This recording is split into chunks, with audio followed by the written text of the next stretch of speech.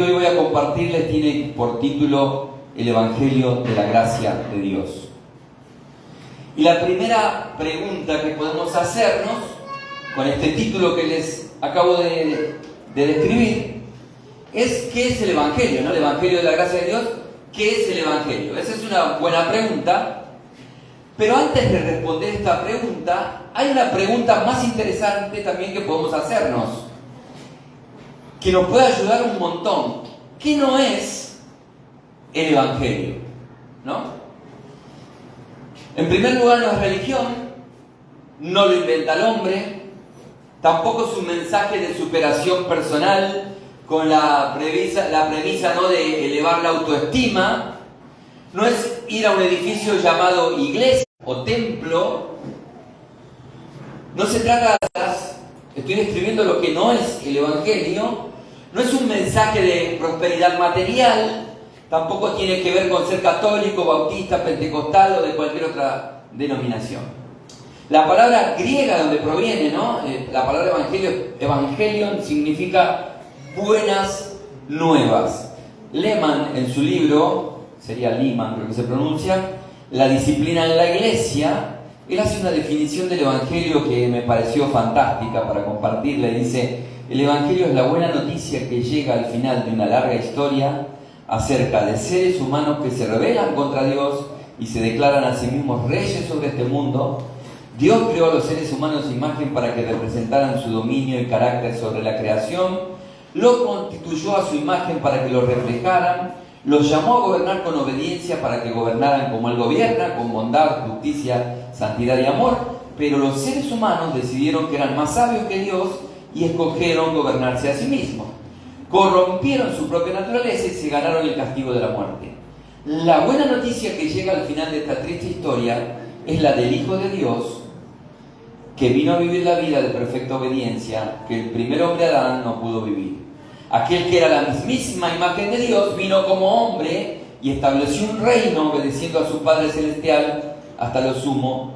No solamente estableció un reino, ganó un pueblo para ese reino, entregando su vida como pago por la culpa del pecado y finalmente resucitó de la muerte, inaugurando una nueva y completa creación.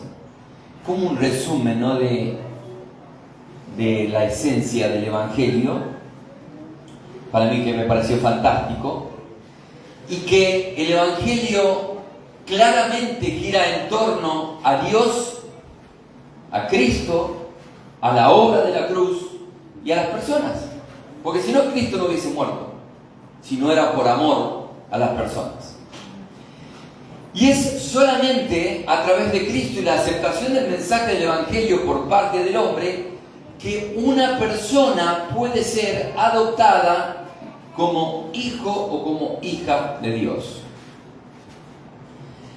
Y el Evangelio, hermanos, no es o no comienza con lo que el hombre debe hacer.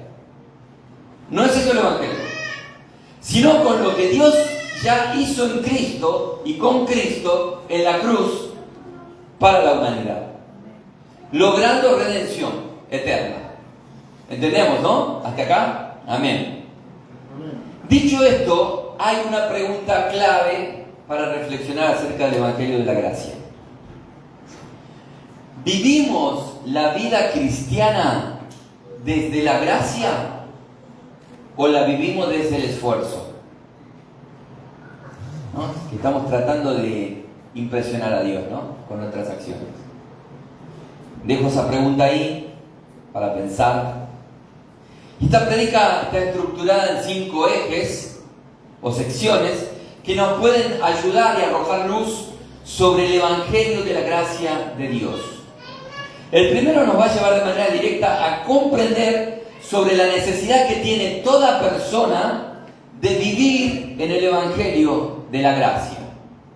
El primer texto se encuentra en Romanos 3:23.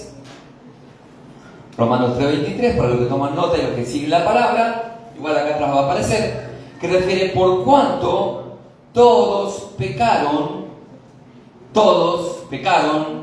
dice todos o dice algunos, todos pecaron y está escrito en presente, destituidos de la gloria de Dios. justamente el lema que pregonamos o pregonaremos en este año, ahí está el plan, lo pusimos ahí en la pared, es que el Dios de toda gracia nos llamó a su gloria eterna. ¡Wow! Y acá dice que fuimos destituidos de la gloria, mas el Dios de toda gracia nos llamó a su gloria eterna. Es algo contrapuesto a lo que acabamos de leer, lo que leímos hace poco, directamente en el hombre y su incompetencia de vivir en la gloria de Dios, ¿no? Entonces afirmamos que todos estábamos destituidos de la gloria de Dios, según este versículo. ¿Es así? La palabra no la escribí yo, está escrita por el Señor, por el Espíritu Santo. Lo que hace el Evangelio de la Gracia es restituir lo que la rebelión inicial nos había arrebatado. Eso lo hace la gracia y obviamente que no la ley. La gracia nos injerta nuevamente en el árbol del cual habíamos sido cortados. Entonces, todos pecamos, por eso hay destitución de la gloria, hasta que el Dios de toda gracia te llama y te restituye a su gloria eterna. El Evangelio de la gracia, el Dios de toda gracia. Entonces puedo afirmar sin duda que todos los hombres estamos manchados actualmente en nuestros cuerpos por el pecado original, y esa raíz de rebelión sigue operando en nuestros seres, en nuestra carnalidad. Vamos a chequear lo que dije, Romanos 7, 21 al 25. Dice: así que queriendo yo hacer el bien, hallo esta ley, que el mal está en mí, porque según el hombre interior me deleito en la ley de Dios, pero veo otra ley en mis miembros que se revela contra la ley de mi mente y que me lleva cautivo a la ley del pecado que está en mis miembros. Miserable de mí, ¿quién me librará de este cuerpo de muerte? Gracias doy a Dios por Jesucristo, Señor nuestro. Así que yo mismo con la mente sirvo a la ley de Dios, mas con la carne a la ley del pecado. Esa ley en los miembros, mencionada en este capítulo de Romanos, habla claramente de una naturaleza carnal que tiende todo el tiempo a inclinarse al pecado. Está en el hombre y actúa dentro del cuerpo. ¿Eso está en el hombre mundano que no conoce al Señor? ¿O también está en nosotros? Está en nosotros. Sí, está en nosotros. La carne está en la lucha permanente. Como seres humanos todos tenemos conciencia. Y siempre supimos lo que es bueno y que es malo. Algunos hombres fueron apagando la conciencia. A causa del pecado la fueron apagando. Pero el cambio que se produce en la persona regenerada por la gracia de Dios es que ahora la conciencia es alimentada por la palabra. Y cuando la conciencia es alimentada por la palabra, empieza el deseo de seguirla en santidad. Eso está impreso ahora en la conciencia. En la conciencia nuestra, todos los días la palabra viene a nuestra vida, nos marca un norte, nos pone un camino claro, que está nuestra conciencia de vuelta abierta a la palabra de Dios. Entonces, ahora hay una lucha constante, porque el pecado sigue siendo un poder interno que busca por todos los medios volver a esclavizar al pecado, ¿sí? Volver a esclavizar al hombre regenerado a pecar. Entonces hay una tensión constante, es la lucha interior entre la voluntad de hacer el bien y la inclinación humana hacia el mal. Por eso el hombre fracasa en el intento de vivir por sus propios medios cumpliendo la ley. Hermanos, creo que es sumamente importante considerar que debemos comprender en profundidad el Evangelio de la gracia de Dios y vivir en esa superabundante gracia que hablábamos en la prédica pasada. Esa superabundante gracia cambia la ecuación de todas las cosas. Les decía que en la prédica anterior, en base a la historia pasada, que la ley podía describir el pecado, pero no podía salvar. ¿No es así? No podía salvar, no podía hacer algo en el hombre. La ley estaba y te describía. Esto es pecado. Si está en tu vida, es pecado.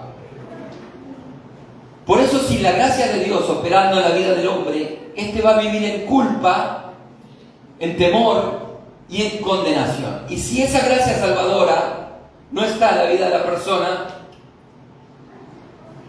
o al menos ustedes no están identificando esto en su vida, o hay muchas veces que están abrumados por culpas, por temores, ay, el Señor, y por ahí pasaron días que no pudieron, quizás orar o leer en profundidad. No estoy, haciendo apología de que no se lea la palabra, por el amor de Dios. Siempre les digo la palabra y la oración, la palabra y la oración. Pero muchas veces como que tenemos esa culpa y ese temor, y el que tenemos que ir a impresionar a Dios, y la gracia es otra cosa. Queda claro que la necesidad que tiene el hombre de recibir y vivir una gracia salvadora, no hay otro camino que el Evangelio de la gracia. Amén. La ley, ya sabemos lo que pasó con la ley. La ley no está abolida. La ley sigue describiendo lo que es pecado. La ley sigue poniendo la lista ahí de lo que no se debe hacer. Entramos entonces en la segunda sección del mensaje, que tiene que ver con la fuente que da sustento y alimenta el Evangelio. Para poderla ver con claridad, vamos a ir a otro texto bíblico, Efesios 2, 8 y 9 sería. Dice: porque por gracia sois salvos por medio de la fe, y esto no de vosotros, pues es don de Dios, no por obras, para que nadie se gloríe. Siempre estamos diciendo que la iniciativa de llegar al hombre y de regenerarlo y de cambiarlo, ¿la tiene quién? ¿El hombre o quién? La tuvo Dios. Siempre la tiene Dios. La obra de la cruz llevada a cabo por Jesús es una iniciativa divina, fue una iniciativa divina. La fuente del Evangelio, la fuente, así como cuando nosotros cargamos un equipo, un computador, un teléfono, es una fuente, ¿no? Si no está esa fuente, no hay una carga en el celular.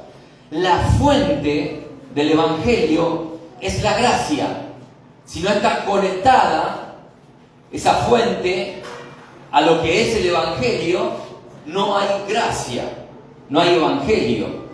Lo que da sustento a la gracia, está la fuente, ¿no es cierto? Que es la gracia. Ahora hay algo más. Está la electricidad, que le da electricidad a la fuente. La electricidad viene a ser el amor. No sé si me está entendiendo hasta acá. Es el amor de Dios, ese amor revelado en 1 Corintios 13, donde un amor desinteresado que se entrega sin esperar nada a cambio. Eso explica cómo Jesús puede enfrentar y morir en la cruz, cómo puede pasar Getsemaní.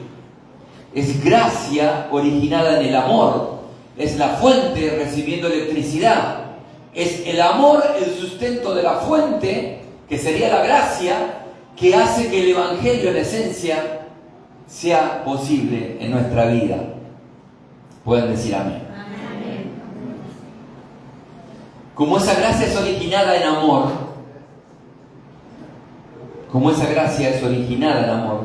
justamente es lo que la gracia después va a provocar en el hombre.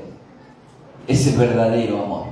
La gracia, cuando llega a nuestra vida, transforma ese amor mercantil, ¿no? Yo hago esto porque vos me tenés que dar esto otro, y yo voy a hacer esto, pero vos tenés que hacer aquello otro. Mirá si Jesús decía: yo voy a ir a la cruz, pero vos después. No, Jesús fue a la cruz. Y ahora vamos a ver otro texto que habla más claramente de esto. La salvación es por gracia, por medio de la fe, y no por esfuerzos o el obrar humano. La gracia no es un salario. Entonces yo hago esto, entonces obtengo la gracia. No. La gracia es un regalo y ni siquiera cumplíamos años. Imagínense, como que viene alguien y le hace un regalo a usted, y dice: che, mi cumpleaños es el 14 de julio, mira que te equivocaste. No, yo te estoy haciendo un regalo. La gracia, no mereces el regalo que te estoy haciendo, no hay un merecimiento. La tercera sección tiene que ver con el centro del Evangelio de la Gracia.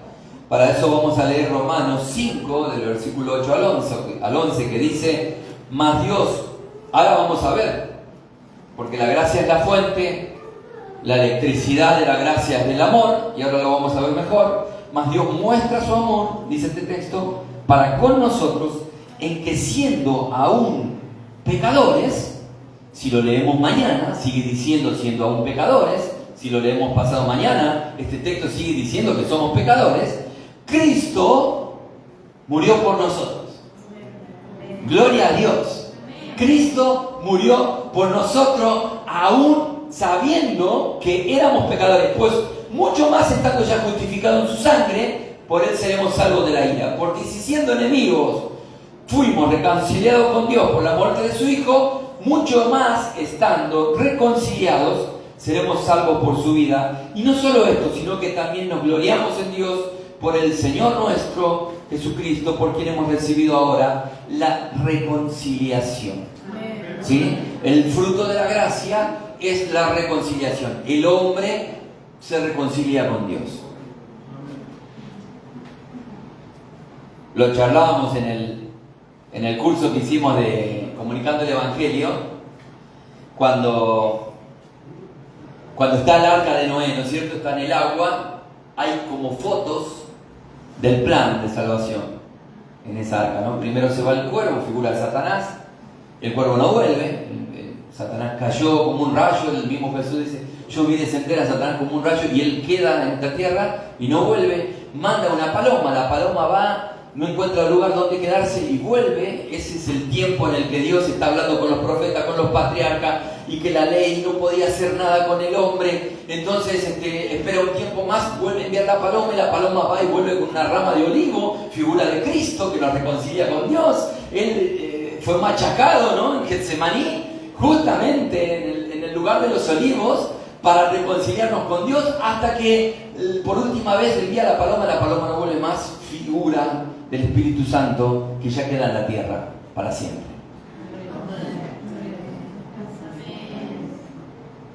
Tan perfecto es Dios. El centro del mensaje es Jesucristo, y Él pudo manifestar la gracia de Dios al mundo. Carga nuestra culpa y nuestra condenación. Es en la cruz que la justicia de Dios fue satisfecha, porque nada satisfacía la ira de Dios. Y es Jesús el que puede reunir todo el concepto, toda la característica para que esa reconciliación sea posible. Es en la cruz que la justicia de Dios fue satisfecha. Entonces el centro del Evangelio de la gracia es ¿quién? Jesucristo. Es Jesucristo el centro. Con su muerte Él nos reconcilia con Dios. Fue su sangre la que nos justificó ante el Padre. Y esto es central en el Evangelio. Central en el Evangelio de la gracia. Por más esfuerzo que yo haga, esto es así. Jesús fue la paloma que volvió con la rama de olivo en el pico. Por nosotros, por ti, por mí, por nosotros. Así que si quieres darle gracias a Dios, lo puedes hacer. Si puedes darle gracias a Jesús, que estando en un trono no se aferró, dice su palabra, sino que se entregó a lo sumo y llegó a la muerte de cruz por nuestros pecados. Gloria a Dios. Él sigue siendo el centro del mensaje del Evangelio de la gracia. La cuarta sección de este mensaje nos lleva a los efectos que produce el Evangelio de la gracia. El mensaje ya ahora comienza a ponerse más esperanzador. Hay gente por primera vez acá, así que el mensaje es más esperanzador para tu vida. Y nos abre un panorama claro que es contundente. Y tiene que ver con la identidad del regenerado por el Evangelio de la gracia. Vamos a Romanos 8, versículo 1. Dice: ahora pues, ninguna, no dice ni una, ninguna, ahí entran todas, ninguna condenación hay para los que están en Cristo Jesús, los que no andan conforme a la carne, sino conforme al Espíritu. Jesús nos libró de la condenación eterna. ¿Hasta ahí estamos bien? Amén. Lo sabemos. Pero también nos libró de juicios terrenales. que otros pueden hacer sobre nosotros. Si dice ninguna, no habla de una sola condenación. Puede haber un rango de condenaciones. El mismo Jesús tuvo que frenar algunos juicios de su propio discípulo. Se me viene el ejemplo de la mujer que rompe el alabastro, el ciego de nacimiento, cuando se preguntaban quién había pecado, si él o sus padres, estaban buscando. Vamos a sentarnos en el banquillo ahí a acusar.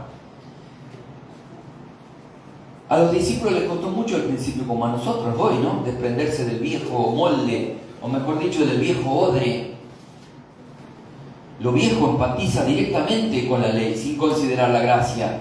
Entonces, justamente lo que Jesús viene a traer en su reino es vino nuevo, y deja el Espíritu Santo en la tierra con la premisa de llenarnos de ese vino nuevo. El odre es todo un tema. Lo digo por experiencia. El odre es todo un tema, porque vemos el Evangelio con una lente vieja. Y ahí estamos, ¿no? Y este fulano, y mengano, y estamos, ¿no? Haciendo juicios. Está escrito en Gálatas que Pablo tuvo que resistir cara a cara, nada más y nada menos que con el mismísimo Pedro, porque dice que era de condenar. Pedro, el que tenía las llaves de la iglesia, era de condenar. Otro viejo. Entonces yo, preparando el sermón, me hice una pregunta que me hizo reflexionar.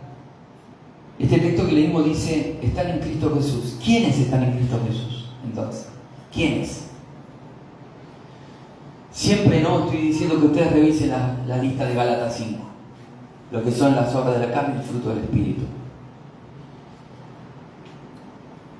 Entonces podríamos decir que estamos en Cristo porque sabemos las Escrituras y oramos no sé cuántas veces al día. ¿Por eso estamos en Cristo?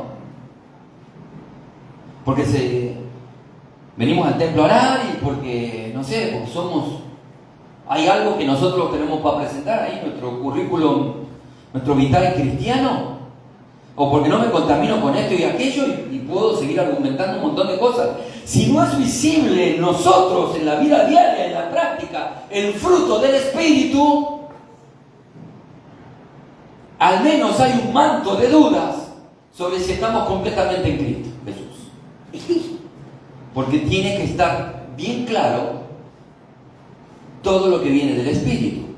Si no pueden verse en las acciones de nuestra vida, amor del bueno, gozo, paz, paciencia, benignidad, bondad, fe, mansedumbre.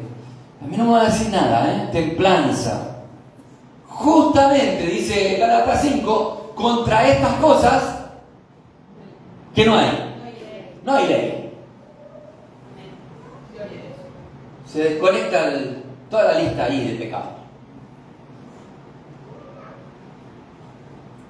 Entonces no hay condenación para quiénes. ¿Para los que la sabemos toda? ¿O para los que vivimos? Y nuestras acciones revelan.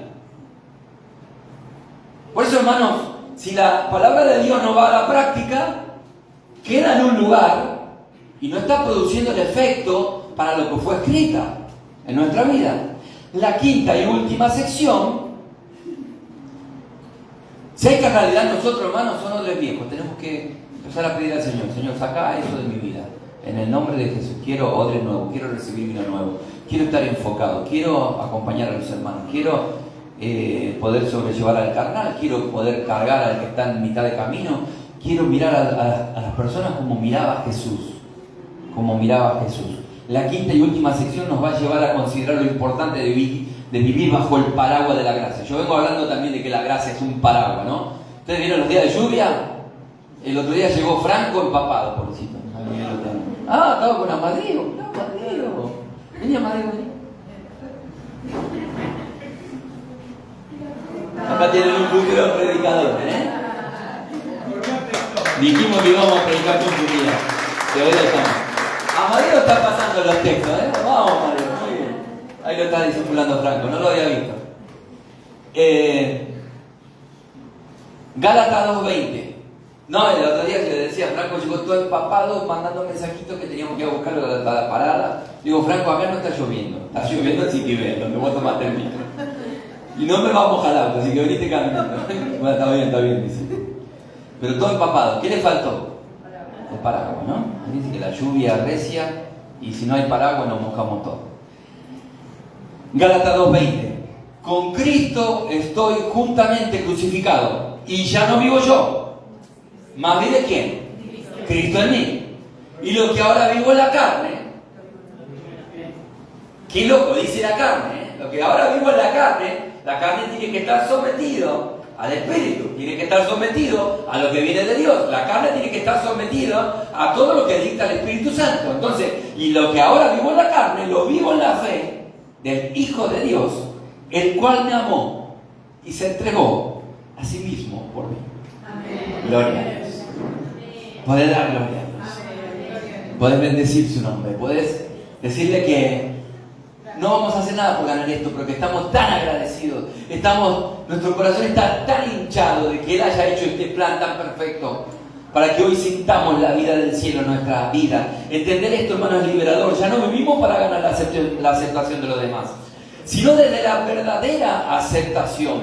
El amor de Jesús que despertó la fe en mí, ahora me hace vivir su vida. Entonces, ante el padecimiento, ante el golpe, ante el ataque, ante las adversidades que vivimos en la vida, yo ya no vivo. Estoy crucificado juntamente con Cristo. Y ahí, mira, tal vez hay que tengo ganas de contestarte, pero estoy en la cruz. Tengo ganas de mandarte para allá arriba o para allá abajo, pero estoy en la cruz. Se está riendo Jessica. ¿Se te cruzó alguien por la cabeza, Jessica? ¿Quiere mandar a alguno? Bueno, tenemos que ir a la cruz, no me queda otra, la palabra es así. Gloria a Dios. Estoy atado de pies, de manos, ¿no? No reacciono de la manera en que reaccionaba, porque ahora ¿quién vive? No vivo yo, vive Cristo en mí. Vive Cristo en mí. Ya no hago la obra de la carne y empiezo a evidenciar el fruto del Espíritu. No es que yo estoy haciendo un esfuerzo por no hacer las cosas. Tengo que abrir el corazón al Evangelio de la gracia, y la gracia comienza a producir en nosotros el fruto del Espíritu. ¿Sí? Esta es la verdadera vida. Cuando estamos en Cristo y tenemos identidad en Él, estamos en la vereda del verdadero crecimiento y en un camino constante de santificación. Ya no vivo yo, y esa es la consigna.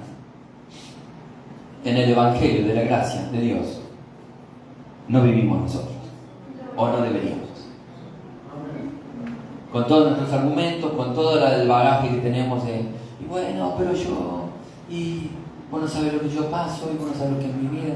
Le llamaré a mis hermanos que vengan de la música, que hoy tenemos Santa Cena y vamos a aprovechar a nuestro hermano Fernando, que él se quería librar de no hacer nada hoy. Va a quedar escrachado en el video.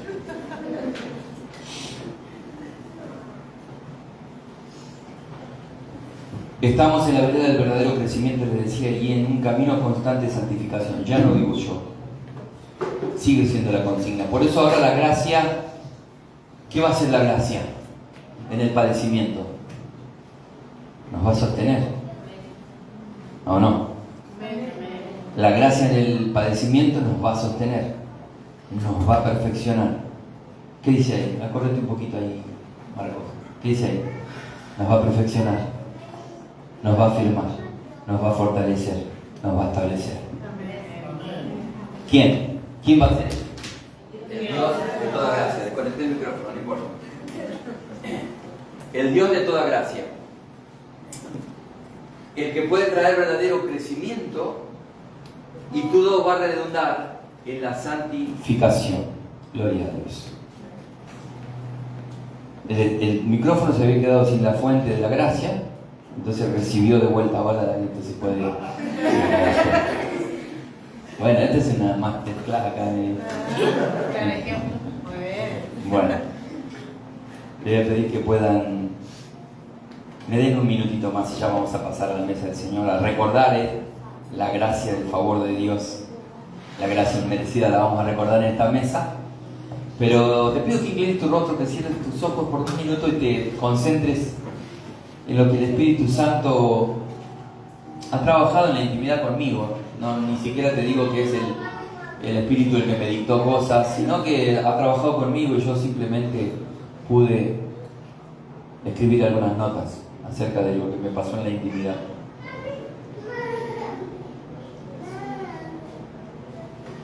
Y voy a realizar nuevamente una pregunta que hice en el sermón. ¿Vivimos la vida cristiana desde la gracia o desde el esfuerzo? Si es desde la gracia, no te vas a agotar, te vas a fortalecer, te vas a afirmar, te vas a establecer. Si es desde el esfuerzo humano, o yo sigo al Señor porque quiero que Él me bendiga, o porque tal cosa, o porque Él me va a prosperar, te vas a sentir agotado, cansado, jadeando. El Evangelio de la gracia. El Evangelio de la gracia. La buena noticia.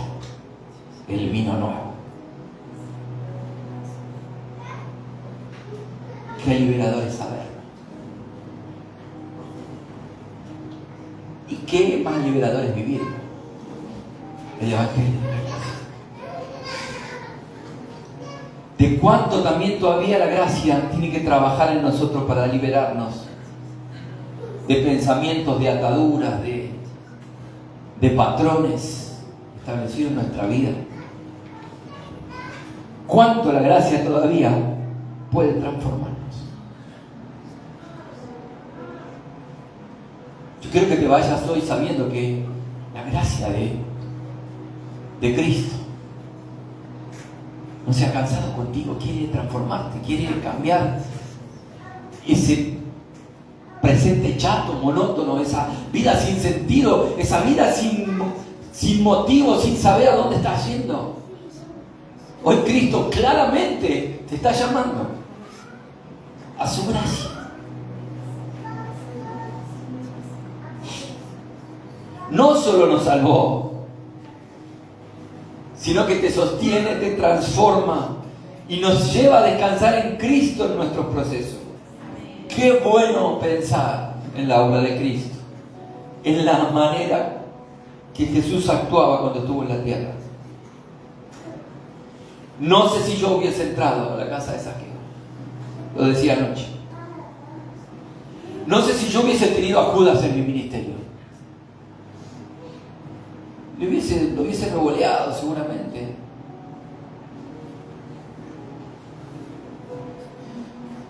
Tampoco sé cómo hubiese reaccionado si yo era Jesús y estábamos en la cruz con el ladrón cuando el ladrón dijo lo que dijo. Si yo no hubiese aceptado a un criminal en el reino. En todas estas situaciones hay fotos claras y nítidas del Evangelio, de la gracia de Dios. Gloria a Dios. Sé que el Espíritu Santo puede trabajar con nosotros, porque sé que estamos plantados en lugares hostiles, de violencia, de necesidad, de muy complicado. Hemos visto noticias esta semana del barrio, de cosas que pasan, pero nosotros teníamos el Evangelio de la gracia. Acá cerquita nomás hay droga, hay delincuencia, pero acá está el Evangelio de la gracia. Tenemos mucho para dar de parte de Dios.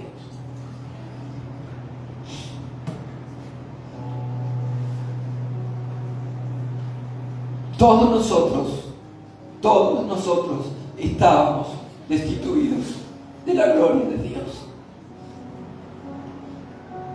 No hay excepción. Ni siquiera entraban los esenios, los fariseos, nadie, todos estábamos destituidos de la gloria de Dios. Pero Dios en toda gracia hoy claramente te llama a su gloria eterna. Y hay algo que hace la gracia que es sublime. La gracia restituye todo lo que se perdió con la rebelión. Y como la gracia está fundada en el amor, un amor que no es mercantil, nunca va a producir libertinaje cuando la gracia viene a tu vida. No es bueno, tuve la gracia, entonces voy a vivir como a mí me parece y vamos a divertirnos. Total, la gracia ya nos salvó, ya nos alcanzó. La gracia, el amor de la gracia produce en nosotros ese amor que hace que ahora por amor nosotros queremos obedecer. Por amor ahora queremos, en gratitud a Dios ahora servimos. Es al revés. No es porque yo tengo que comprar a Dios. Es porque esa gracia produjo en nosotros ese amor. Por eso es que muchos en esta iglesia están hora fuera de hora, tiempo completo, trabajando con denuedo por la necesidad de las personas. Porque el motor es la gracia y el amor de Dios. Amén. Sé que muchos vienen al comedor y vienen a los apoyos escolares y hay un montón de cosas que se hacen en la iglesia y hay hermanos que lo hacen por amor a eso. No cobran un peso, pero es la gracia que los alcanzó. Es el amor de Dios que ahora los impulsa. Es el amor de Dios que ahora lo puso en la brecha. Gloria a Dios. La fuente del Evangelio es la gracia y es el amor, la esencia del Dios de toda gracia. Cuando la gracia alcanza a alguien, podés comenzar a vivir un amor verdadero. Ustedes están cansados de amores mercantiles. Te abandonaron, te mintieron, te dejaron, te dijeron cosas. Quedaste quebrado, quedaste postrado por un amor mercantil, por cosas que te dijeron y no cumplieron, por situaciones que la viviste. Nadie te la puede contar. Jesús es todo lo contrario a eso. El amor de Jesús es ese que va y se entrega en la cruz cuando nosotros aún éramos pecadores. Gloria a Dios.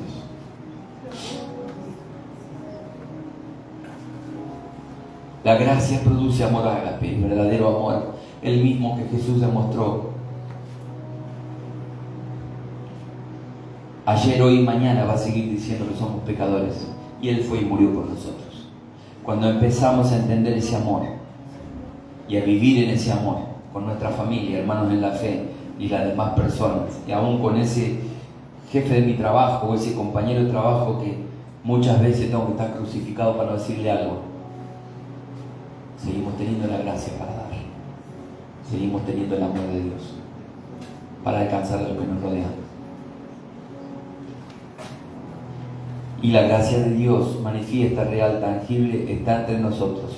Debe ser evidente en la iglesia y en todos los ámbitos en los que nos movemos. Debemos vivir y respirar el Evangelio de la gracia. Vamos a ponernos en pie, vamos a orar. De paso ya se quedan para la mesa del Señor. Señor, he predicado tu palabra y decíamos al principio, Señor, que no podemos vivir sin tu palabra. Tu palabra es viva, es eficaz. Tú la envías con propósito, Señor, y ella siempre produce un cambio en nosotros. Tu palabra ha sido predicada. Acá hay personas, Señor, que quizás no te conocen. Y tu palabra ya les fue manifiesta. Te manifestaste con gracia, con amor en esta mañana, a nuestra vida.